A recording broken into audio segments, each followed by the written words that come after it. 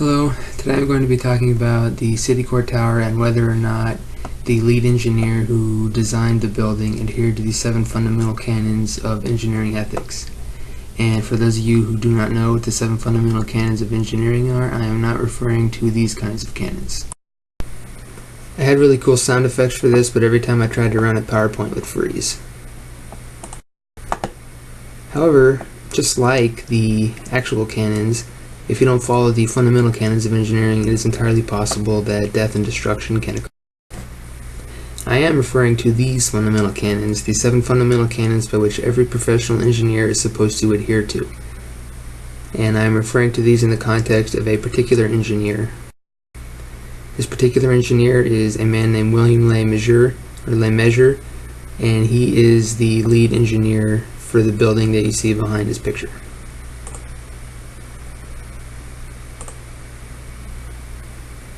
The issue with this was that instead of the welds like he had designed, the construction guys wanted to use bolts. And the issue with the bolts was that they weren't designed to handle the kind of stress that would come about from a high windstorm, a storm that was supposed to come around only every 17 years.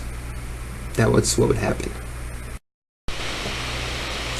You could say that he did not adhere to this canon because when he found out there was a structural issue with the building, that he didn't immediately announce to the public and evacuate everybody from the area, and that in itself was not looking out for the welfare of the people. I, however, feel that he did adhere to this canon because the moment he found out there was an issue with the structural integrity of the building, he immediately started to take action within the first 2 days.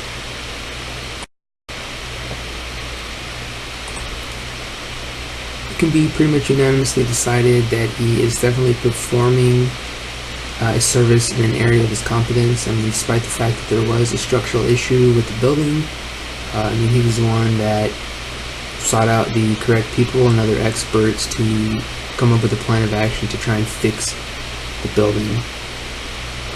He was the one that decided to replace or cover up all of the bolts and weld them together with big, thick steel plates. You can say that he didn't adhere to this canon because he didn't issue a direct public statement to anybody. He was going to, but the day that happened, there was an issue with the newspaper and he went on strike, and he wasn't able to issue that statement.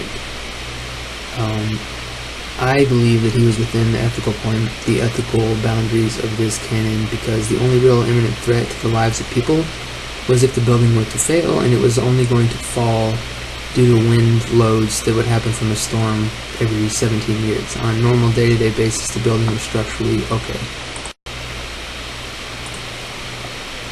Again, it can be pretty much decided that he was within the bounds of this particular canon.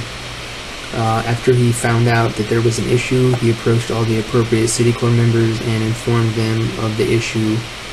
Even fully knowing that this could destroy his career, he put all of that aside and acted in a faithful and trustful manner to both the client and the people, or the public. You could say that he definitely fell within the boundaries of this canon because he had no one to compete unfairly with. It was just his company.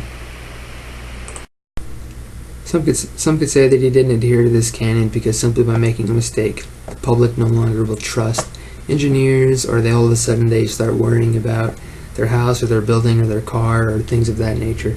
I feel that he did adhere to this because he followed canon number 1. He did the right thing, he acted on it. I suppose if he wanted to, he could have pawned this off into somebody else, but he didn't. He decided to take action.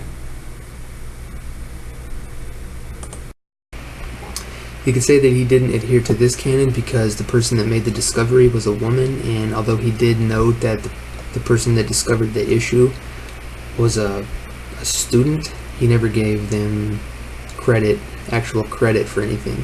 I believe he adhered to this canon because the canon states that they should provide opportunities for professional development of engineers under his supervision, and the person that made the discovery was not an engineer, they were an engineering student. I do, however, feel that it would have been appropriate, or it would have been nice of him to give this person the appropriate acknowledgement, but in the context of this situation, he was not obligated to do so. So in summary, I feel that he acted ethically on all of these points, even though some of the issues are sticky. That's kind of the issue with ethical debates, is a lot of times there is no right or wrong answer. Although it's not part of the presentation, I would like to note that I put a lot of effort in this PowerPoint and I wasn't able to use a lot of the stuff that I did because of issues I had with PowerPoint. And I really wanted to pull my hair out.